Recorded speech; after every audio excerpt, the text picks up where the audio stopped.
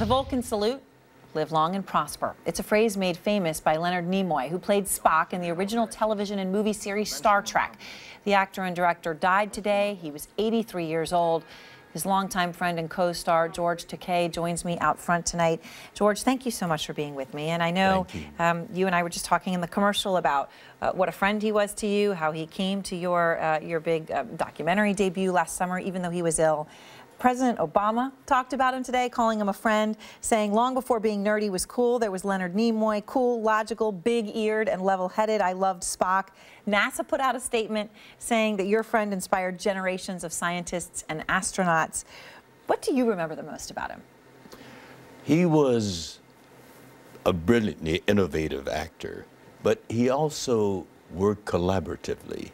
He recognized the important contributions made by everybody.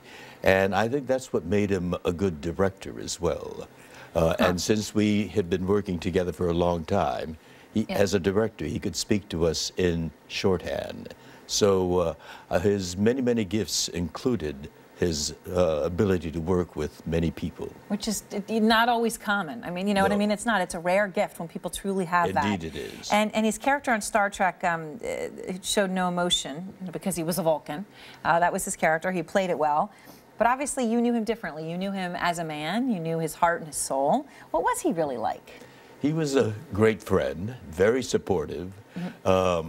He played Dysart in Equus on Broadway, and I did the same role in Los Angeles at the East West Players.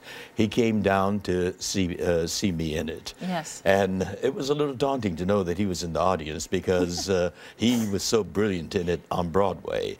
So when he came backstage, I said to him, well, how'd I do?